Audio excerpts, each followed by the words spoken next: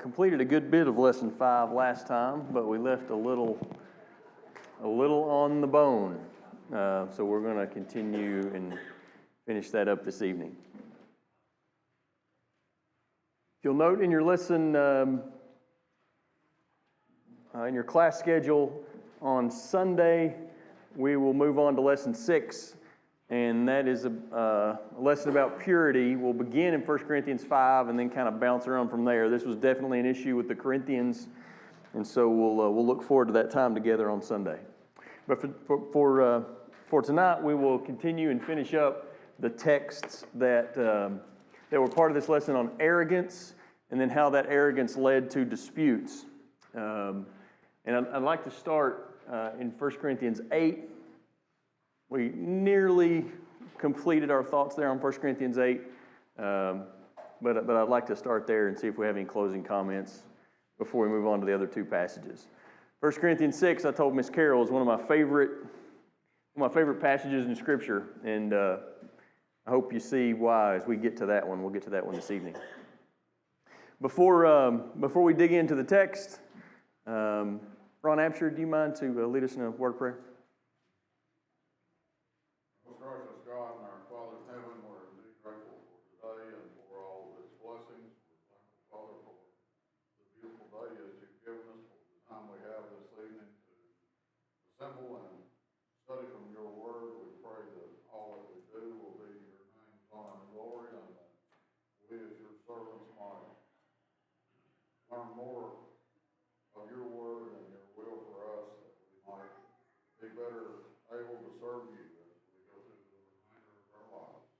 Father, we pray for all of those who are unable to be here this evening because of sickness. We pray that you comfort them, that be your will, restore them to their health. Father, be with those who are spiritually sick and help us to do something to help them see the error of their way and to return to your service.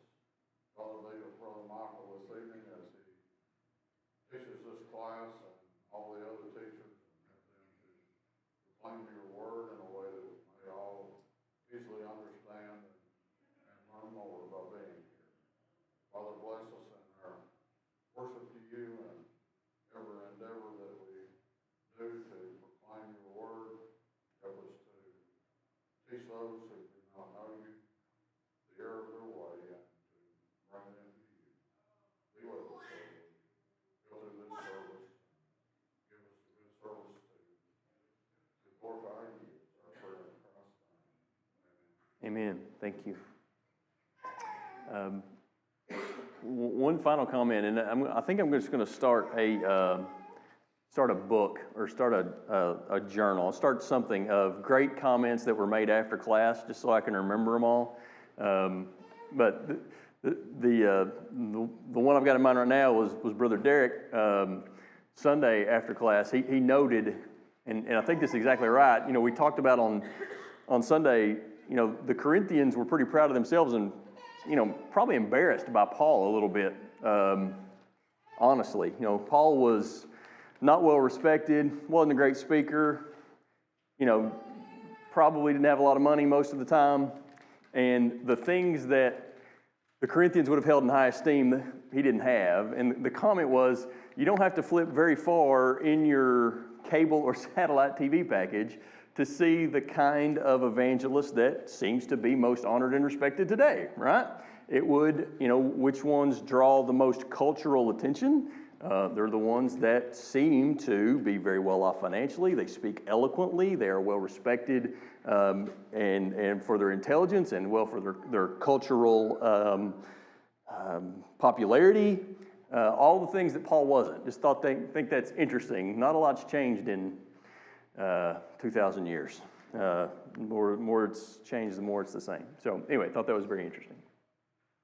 1 Corinthians chapter 8, we talked about these verses, only 3 verses, but I think there's a lot there about what knowledge does. And we spoke about the way that knowledge lends itself to arrogance. And I think we had some good comments on that. We kind of ended on this question that we started to discuss, but I think there's probably more there, and that is, I hope we all have the goal of becoming more knowledgeable.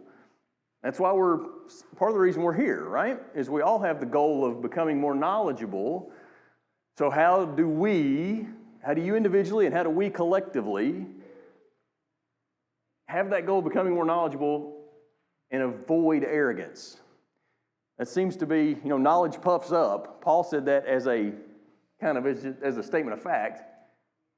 How are we all going to aspire to become more knowledgeable and avoid becoming arrogant? Thoughts or comments about that? Yes, sir. I think that it goes to the mindset of, we've heard oftentimes, always a student, never a master, that type of thing. Knowledge, whenever it becomes to the point that we think we are the authority on any given subject, Yes. that's when we get puffed up. But if we keep that humility, the fact that we will never know all that there is to know spiritually. God is too vast. His creation is too vast. We can't figure that out. So if we keep that mindset of being always a student, there's things that I can learn from my brothers and my sisters that I didn't know. No, that's very well said. When we think that we are the authority, I love that comment. Reminds me of what Paul said, if anyone imagines he knows something he does not know yet as he needs to know. I think, so that's very well said. So, no question, that goes on the list. Humility is a great place to start. We can, if our accumulation of knowledge is tempered with humility, that will certainly keep us from becoming arrogant. Other thoughts? Yes? The material being learned, is it earthly or is it spiritual? Okay, so Hank makes the comment, and it's a good one, is, what are we learning? You would have a hard time convincing me that you're learning a lot about the depths of grace and becoming arrogant about it. Like, I'm not sure you're getting it. So what are we really learning? If we're diving into the depths of God's love, can we really be arrogant about that? That's a great point. Along with that, what's our motive? Is it spiritual to learn more about God and to grow closer to God? Or is it material to compete with others or judge others or become an authority for others? So motive. So along with humility and what's the subject matter, we've got motive. Is the motive to be seen as someone that's very intelligent, or is the motive truly to deepen our relationship with God? Ms. Carroll?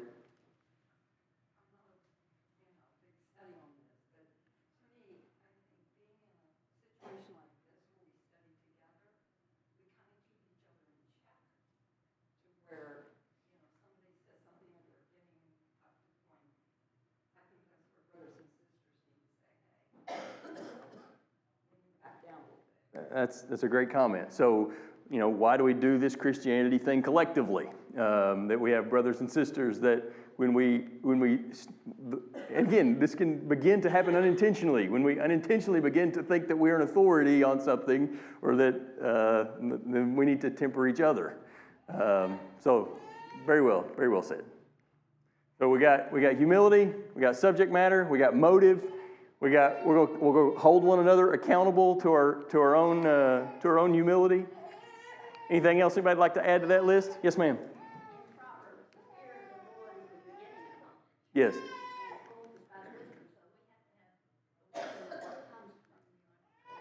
Yes. Fear of the Lord starts, yeah, and then so fear of the Lord is the beginning of knowledge. If you couldn't hear Miss Judy, that proverb. And to her point, if that's where you start, and then you get actual wisdom, not just knowledge, and the distinction between those two things, we can. The accumulation of knowledge probably leads to arrogance. I'm not sure the accumulation of wisdom tends itself to that way. That's an interesting. It'd be an interesting study to dig into a little bit. All really good comments. Thank you. Anything else?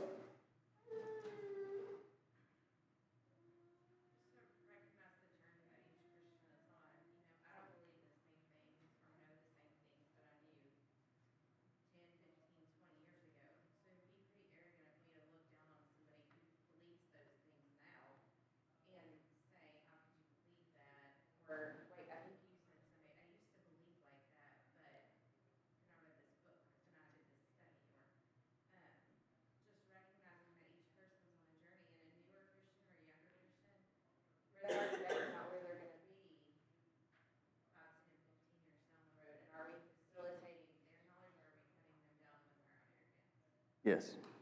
I'll do a poor job trying to summarize that for the room, for those who couldn't hear it. But, you know, I don't even know if I try. How would I summarize that?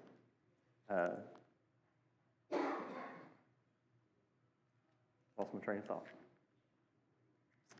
Say it again. Tara said everybody moves at their own pace, right? Yeah. That we're all along the path of Christianity, and we're all at a different mile marker. And when I think different things than I was at mile marker 10 based on the mile marker that I'm at today, and I got a lot of mile markers ahead of me before I get where I'm going. But you know, to think that somebody who's at mile marker 10 is hopeless and abandoned, you know, I was at mile marker 10, and so you know, kind of understanding that we're all on a journey. Took me a minute for the gears to mesh. Hope that was adequate. And it comes from an attitude. I read something one time. The book was about living in community with other Christians and worshiping in community, but he said, until I recognize that I'm the chiefest of sinners, I'm not going to have the humility towards others that I should have. And so, remembering that we are all fallen, we are all, none of us are, have every answer. And so, that's our mindset that God saved me from my sin. And my sin was just as bad as, put Jesus on the cross just as much as anybody else, then we will tend away from that arrogance rather than toward it. Yes. Humility of understanding where we were, no question. Now, the one I would certainly add to all that, and everything that everybody mentioned is spot on. But you know, how much do we love one another? And I think that will answer a lot of our arrogance. I think it's interesting when Jesus defined, or he stated what his disciples would be defined by. Were they to be defined by their intelligence? Did he say that we'll be defined by our knowledge? That we will be the smartest people in the room? That my disciples will be defined by the fact that they are going to have better spiritual enlightenment than anybody else in the room? That's how they're going to be defined. What did he say what was instead? I'm sorry? Yeah. By this you'll know that they're my disciples, that they love one another. Not that they're the smartest people in the room, not even that they're the most spiritually enlightened people in the room. You're going to know them because they're going to love one another. So if we keep that in mind, I think that, again, helps temper any arrogance that might come as we rightly try to add to our knowledge. Okay, all good stuff. Anything else before we move on to 2 Corinthians 3? Okay, let's move over to 2 Corinthians 3. And I think we read this passage on Sunday, but we really didn't spend any time digging into it. Just a few short verses, but I think it's a great and a very interesting comment. You'll note that in the beginning of chapter 3, Paul's talking about letters of recommendation, and you remember that conversation that we had. He says, you are our letter of recommendation, and then, almost as if to say, but I'm not taking credit for that, he says this, verses 4 through 6. Such is the confidence we have through Christ towards God, not that we are sufficient, your verse may say adequate, your version may say competent, not that we are sufficient or adequate or competent in ourselves to claim anything coming from us, but our sufficiency is from God, who has made us sufficient to be ministers of a new covenant. And so the question that we ask, and I've got questions on the screen, what does Paul say comes from God in that passage? I'm sorry? All right, first says confidence. This is the confidence that we have through Christ. Yes. What else? Our competence. So that word that again may be rendered a few different ways depending on your version, but our adequacy, I think that's a few versions. Our sufficiency, our competence, that comes from God. Not that we are competent or sufficient or adequate in ourselves, but our competence, adequacy comes from God. So what does it mean that our competence or our adequacy, that it comes from God? What does that mean?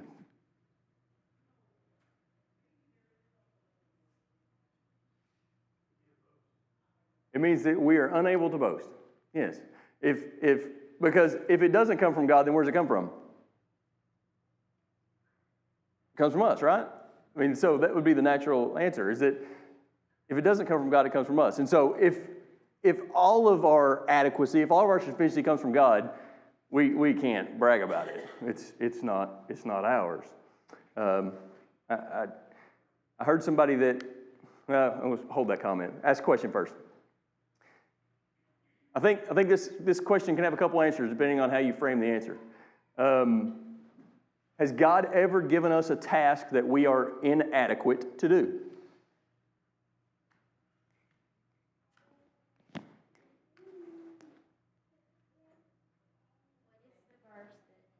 Gives us trials and tribulations, but he always gives us a way out or someone to help us. So He will make us sufficient. okay. So what's your answer to the question? He will make us sufficient to handle it. Yes. So any other comments on that? How would anybody else answer that question, just out of curiosity? Has God given us a task we're inadequate to do? I'm sorry? It depends? Depends on what? Okay. It depends on whether we have his help, Tara said. Hank? If you're on your own. And I think that's the key. Has God given me tasks that I, in myself, Michael, am inadequate to do? Yes. So if you want proof of that, I think Paul says that. 2 Corinthians chapter 1. I think the question, does God give us more than we can handle, is a tricky question. And I think it depends a lot by what, like, you talking about me, myself, or are you talking about with God's help? 2 Corinthians chapter 1, verse 8. For we do not want you to be unaware, brothers, of the affliction we experienced in Asia, for we were so utterly burdened beyond our strength, that we despaired of life itself. Indeed, we felt that we had received the sentence of death, but that was to make us rely not on ourselves, but on God who raises the dead. Did God give Paul more than he thought his strength could handle? Absolutely. It was beyond his strength. Why? Verse 9, in order that he might rely on God and not himself. So does God give us more than we are adequate to do? I think he does. Why? So we don't rely on ourselves and we find that we end up doing that thing, but we can't take the credit for it. We can't boast about it. I have a friend who puts it this way. He says, you have to kind of make a conscious decision that we're not going to take credit for anything. That anything that good happens, it was God's doing. And he said, it may very well be that I get to heaven and God says, actually some of that you were responsible for. He says, that's great. I'm way better off giving him the credit than to find it was the other way around, right?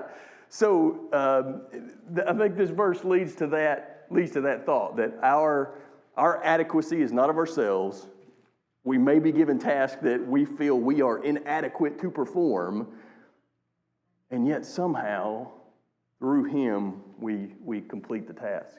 I think that's what Paul said, and I think there's something about that in that verse. But as Paul says, you have to rely on God. Yes.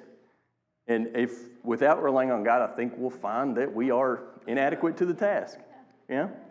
I certainly can think of examples of that in my own life. I'm sure many in the room can. Any other thoughts on those verses and how that lends to our humility? And if we give God the credit for everything and we are not adequate in ourselves, I think that certainly lends itself to humility. Yes. Yeah. And so Carol says the Corinthians seem like they're far from that. Yeah. Again, from what we know, of what we learned from these letters, it seems like they would have been quick to take the credit for the things that were going well in their own congregation and quick to place blame on the things that weren't going well. The Christian mindset's almost reverse of that. God's going to get the credit for anything that goes well, and we know that if things aren't going well, we're the ones that have gummed up the machine. Not that God's plan didn't work, but we have somehow stepped in the way of it. Satan has, or the combination of the two, obviously. Thoughts or comments? Anything else on 2 Corinthians 3? I'd like to spend the remainder of our time on 1 Corinthians chapter 6.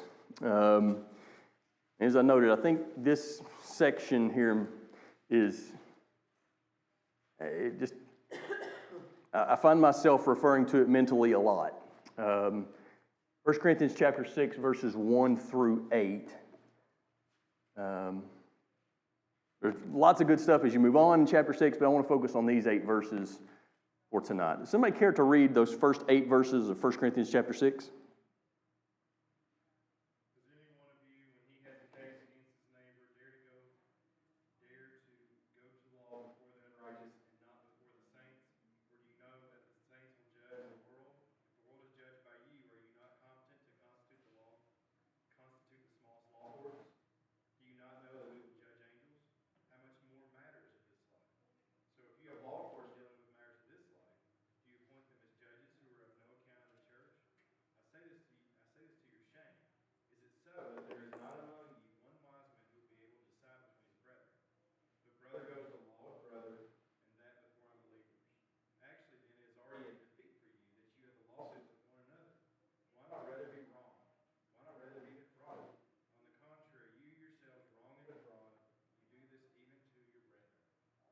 Thank you. So let's kind of begin at the end. When brethren are at law with one another, how do we know who wins?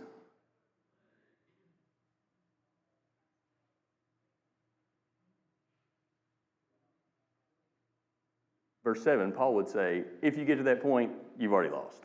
Like, that is a very legal term that he uses there. It's a legal defeat. I think he uses that term intentionally. Once you get to that point, you have, like, what the judge says is irrelevant. You have already lost. Let's dig into that for a moment. Why have you already lost if we get to that point where we are taking one another to court? So there's certainly a lack of love. So that certainly goes on the list. Carol notes. What's that? Influence. Yeah, no question. So, if you in my understanding, you study a little bit about what a legal proceeding would have looked like in this time. It was a very public event. In the public square, there in the agora or in the marketplace, there would have been a seat where the judge sat. And these cases, these kind of civil cases, would have been brought before the judge, and it was a spectator-friendly event. It would have been great fun to go watch the Christians fight with one another, right? So when that happens, what happens to the Christian? What happens to the church influence in the community? You can imagine, right? Like, you're inviting me to church. I just watched you in the marketplace battling it out with your quote brother. That is so destructive. So I put that in Corinth, but does the same thing apply in 2022 in Pulaski County? How so?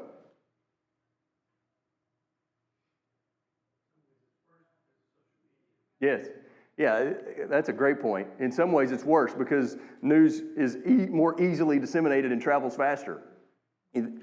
Again, if there is a legal issue within the Christian community, do we not believe that there are some who are all too ready to spread that, to see that, capture that, and spread it? No question.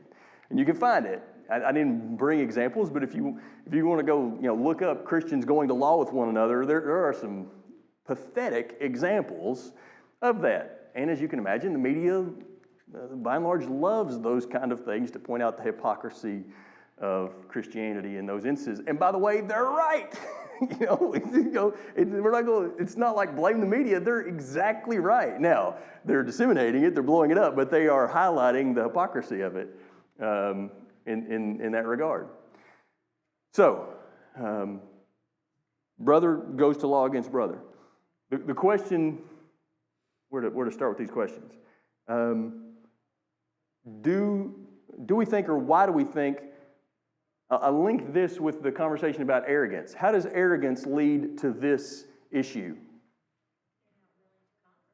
So no willing to compromise. That would be a sign of pride, right? Of kind of bullheaded stubbornness and pride. So no willingness to compromise. That's one. What else? Why does arrogance lead to this issue of 1 Corinthians 6? When? I'm sure you're right that you're willing to go and blame your brother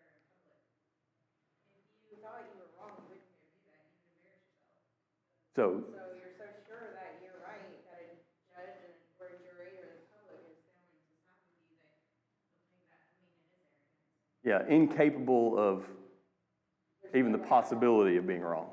Yeah. I like the way he puts it. You're going to let unbelievers decide Yes. when you can't sit down and talk to your brother and compromise and come to a conclusion, a solution. Yes. You're going to go for unbelievers. Can you imagine? I mean, yeah, just think about that. Why else? Why do you think arrogance gets us to here?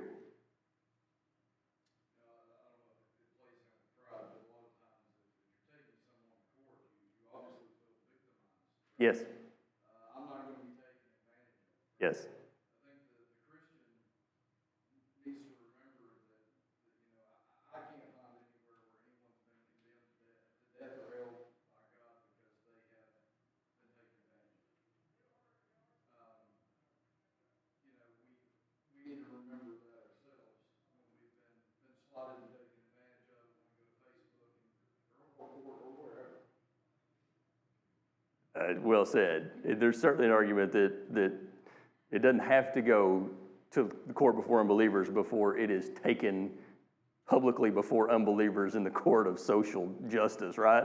Like you don't have to get to the legal system before you have this issue. And completely agree with there is a lot of pride in taking offense at something, right? Like offense is full of pride. You can't be offended by something unless you got some pride in something. So there's definitely that. Other thoughts, other comments? How do we get from arrogance to legal disputes? You weren't just so selfish to get your answer out. You were so selfish that you caused potentially a massive effect on the church you are in.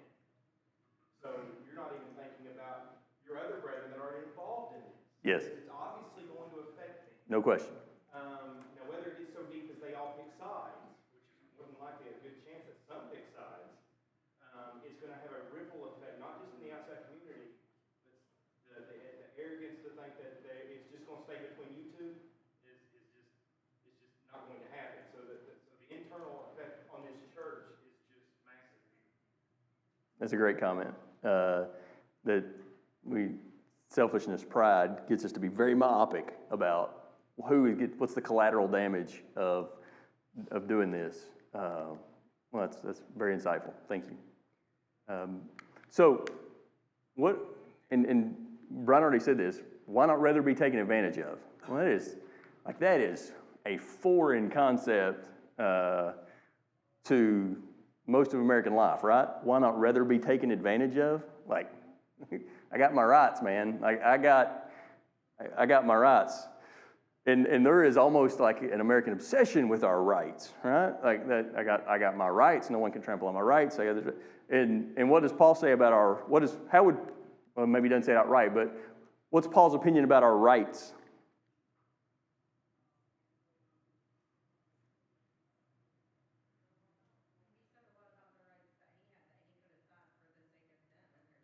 Yes. And, if we have that attitude that we love our brothers so much that we're willing to die for them, take a bullet for them, but we're not willing to say, you know what, I have the right to do this, but no big deal, then we don't have that love of God that's going to show that we're disciples of His. So Tara notes Paul, and we'll touch on these verses in a minute. Paul shows examples of where he had rights that he set aside because he thought that those rights had the potential to get in the way of his work. Like, I had the right to take money for my work, Corinthians. He also says that to the Thessalonians, by the way. So multiple congregations, he had the right to be paid for what he did. But he said there is and it may be it might be a tiny chance, but there is some chance that could in some way get in the way of somebody hearing what I got to say. I'm just going to set that aside. I had the right to do that, but I'll set it aside. So, if I tried to summarize it, I think I would say that we have to be able to prefer Christ's glorification over our rights. And like that's pretty far-reaching. and I would say that about any right, that if it's going to get in the way of Christ's glorification, then I got to be able to set it aside. That right is way inferior to my ultimate goal here. So, anyway, thoughts or comments? Objections, by the way? I'm not saying I'm right here. I think part of our arrogance is often our belief in how much we understand justice.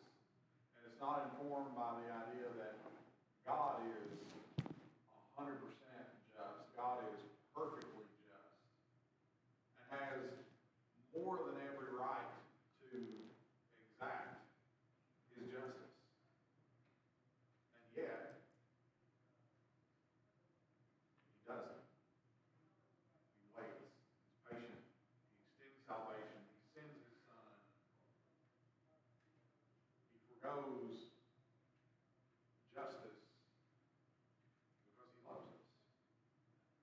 And yet we can't, it's just like the parable of the unforgiving servant in Matthew 18. Yes. We can't extend the tiniest little bit of grace, the tiniest little bit of mercy, and forego that little bit of insignificant justice for a brother.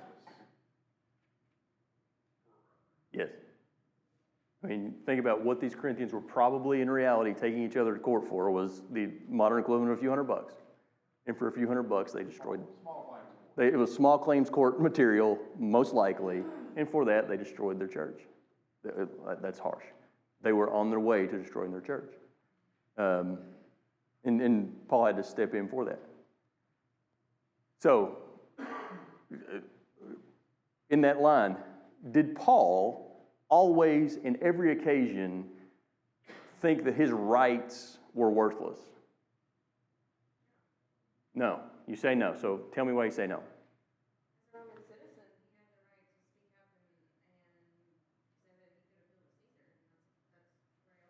That's very open. So I think that's important to bring this into the conversation, is that Paul did not say that my civic rights are worthless. He didn't say that, like, I'm just going to trash them and forget about them. We see instances where he utilized them. Acts 22:25 would be one of those examples. We see others that he leveraged his rights as a Roman citizen to accomplish certain things. He appealed to Caesar, right, which was his right as a Roman citizen. When the Roman tribunal had him in Jerusalem and was about to whip him, he said, is this legal for you to do to me as a Roman citizen? He asserted his right as a Roman citizen not to be beaten at that moment. It's interesting that in other instances he allowed himself to be beaten, but by Romans. But put a pin in that. I think that's interesting. In that instance let's not put a pin in it. Let's take the pin out of it. There's some instances where he allowed himself to be beaten by Romans. Philippi would be an example of that in Acts 16. So why did he allow that? I don't know, but it's interesting that he did. But in certain times he asserted his rights, and certain times he let his rights be put aside. Why? I'm sorry? For the greater good? Here's something else? Yes. When he did assert his rights, what was his goal? Yeah, why was he trying to get to Rome, right? What?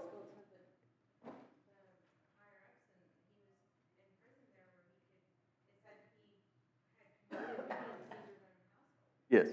So even his assertion of his own rights was a kingdom mission type event. I think that's interesting. That whether he set his rights aside, whether he chose to assert his rights, all of that was under or through the lens of what's better for the kingdom in this moment. Like, if my rights can help further the mission of the kingdom in this moment, then it's right for me to assert them. If they're going to get in the way of that mission, then they're worthless. Man, I wish I had that kind of clarity about when my rights were important and when they weren't. But Paul, through his study in the Holy Spirit, he seemed to have that clarity. Other thoughts, comments? What we're talking about here is a brother, or a Yes. Having lawsuits, Yes. influences it has in the world. Yes. Now, you could be involved in a lawsuit with a non-Christian, if you're involved in an automobile accident or property damage or someone was injured, Yes. you're gonna get sued. Yes. So you're involved in a lawsuit. Yes. That may be a good example. Other example would be where you're having conflicts with each other rather than Yes. like the example I've given. Yes. But nevertheless, it involves Christian versus non-Christian as far as lawsuits are concerned.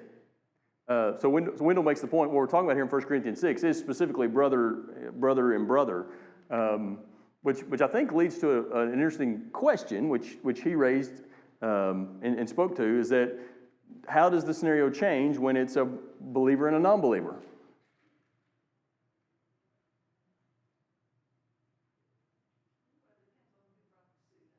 Okay, so there's some specifics there.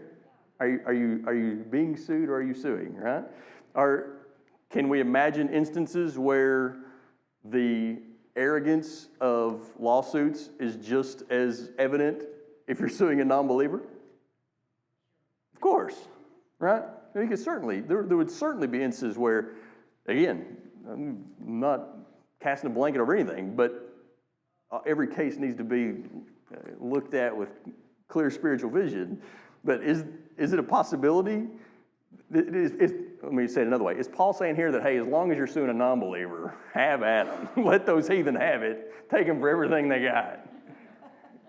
Clearly, that's not the point here.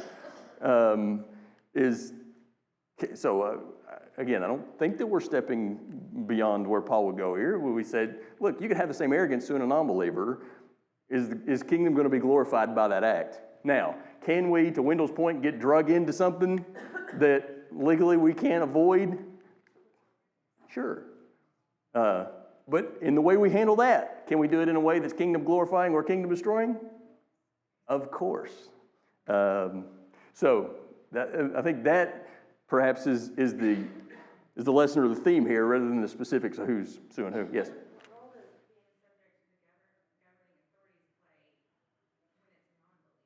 Say that again. What role would being subject to governing authorities play if it's going to court with a non-believer? As far as, well, with Wendell's example, if there's an accident, there's a due legal process. Sure. We're able to go through that process, but with the right attitude. Yes.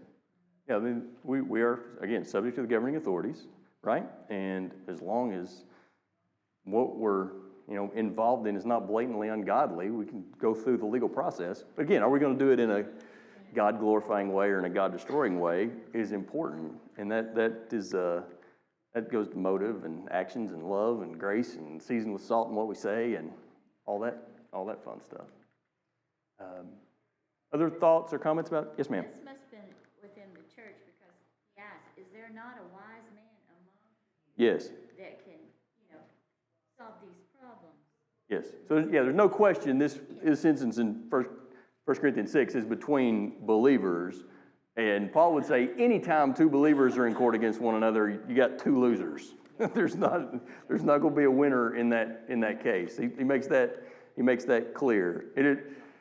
And you're wanting this unbiased outside arbiter to decide, and you're going to take it before an unbeliever. Like, that's pretty, again, to the mindset of the Corinthians, right? Like, the smart people culturally are probably outside of this body. Would that have been a Corinthian mindset? Beware of that. Pretty interesting. Yes, sir. Yeah, hold this a second. I'm not sure, I'm busy, so I'm not sure if we're going to get there on this point, but, this is lawsuits specifically. Yes. But Paul deals with the spiritual aspect of disagreements as well. Yes. And he does it in a big way in you, and Terry said that, him using his rights for get the gospel of Christ further out there. Yes. And glorify Christ. The point of that, of all what has been said, is to glorify God. That's what we are here to do. Yes. So if you take that and you look at Paul, like you said,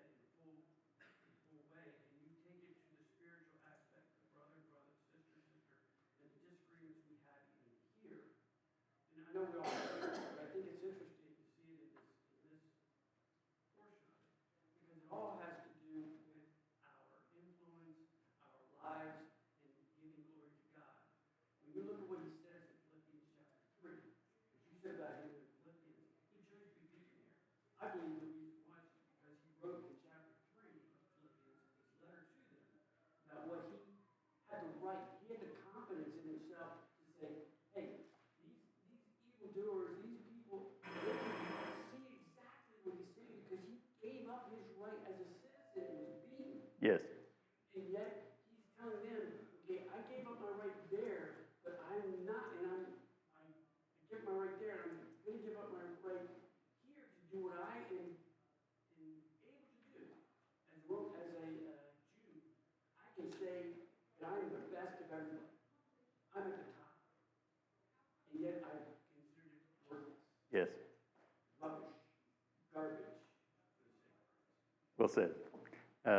And again, just to the larger point of whatever Paul did, whether he asserted his rights or he went to court. Remember, it's pretty interesting that Corinth is one of the places where he won a legal battle that was incredibly important to his ministry with Gallio, right? And we studied that, I think, in the first class. Like that happened in court, in a court before an unbeliever. So it's not as if anytime you go to court before an unbeliever, it's evil.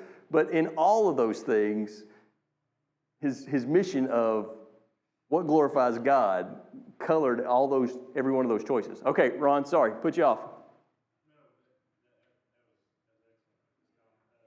I was just saying that the more I look at this, it seems like he's given almost a double teaching here. He's almost throwing a shot at the church at the same time that he's saying this. With what it kind of triggered me what Carol said about can't you solve this? Why can't you solve it? Within the last so many chapters, you study through the wisest people ever. Think you're self-sufficient and can do all this. Why Yes. can't you solve it? I mean, what's wrong with you? Yes. So now that you realize, oh yeah, you're not as wise as you think you are. You're going outside the church. So it's a selfishness issue for sure. But he's still dealing with wisdom. I think I'm wiser than everybody issue with the whole church here. No question. No, that's an excellent point, for sure. Having to go, again, do you think that true wisdom to solve your issues is outside of the body? That's a whole other issue there. So in the couple minutes we have left, can we think of other New Testament examples where somebody gave up a right they had or was asked to give up a right they had for the furtherance of the kingdom?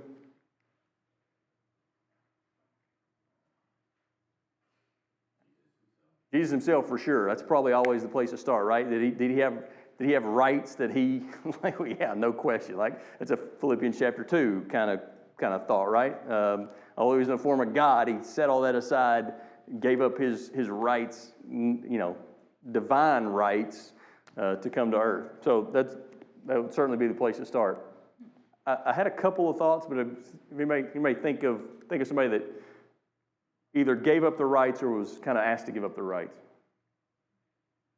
that the kingdom might be extended. So think about Philemon.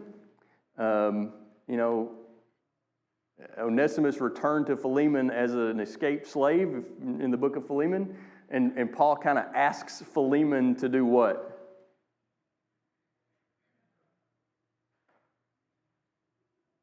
I think in that context, he asked him to give up his rights as a slave owner and accept him back as a brother. That's kind of the whole, it's kind of the point of the letter. We don't really know if Philemon did that, but we certainly did the indication that he probably did. He said, hey, it's going to be better for the kingdom if you just kind of give up your, what was at that point, property rights, because I know that this person is beneficial in the kingdom. Give up those rights that the kingdom might expand. We already talked about Paul. I wrote the verse down, 2 Thessalonians chapter 3. He had the right to be compensated, chose not to do it. He says here in the Corinthian letters that he had the right to take a wife, but he chose not to. Set that aside for the kingdom. So anyway, there's a different mindset for sure. Christianity is a different mindset than kind of the American obsession with rights. And you don't have to go very far to see that where rights are held perhaps even a higher standard than what God would have us to be. Last thoughts, saw this note somewhere. I saw it on social media, so I can't dog social media completely. I'm going to end with this one. Americans have been granted the freedom of speech. Christians have not. Thought that was fantastic. There are certain times that, as Christians, we are commanded to not have the same freedoms that we might be granted as Americans. Thought that was great. Thanks everybody for their thoughts, and we will move on to lesson 6 on Sunday.